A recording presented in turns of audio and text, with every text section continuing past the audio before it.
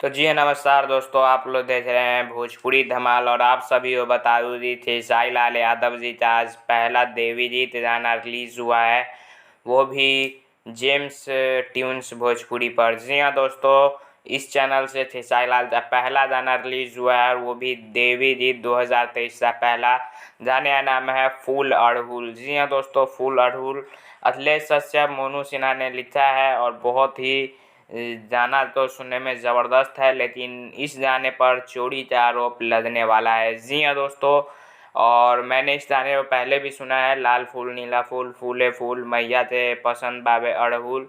ये जो गाना है ये मैंने पहले भी सुना है, और इसीलिए मैं कह रहा हूँ कि इस पर हो सकता है कि चोरी का आरोप लग जाए।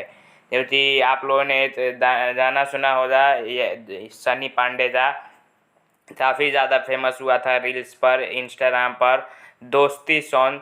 उसी गाने के सिंगर ने इस गाने को भी पहले भी गाया हुआ है खेसारी लाल से।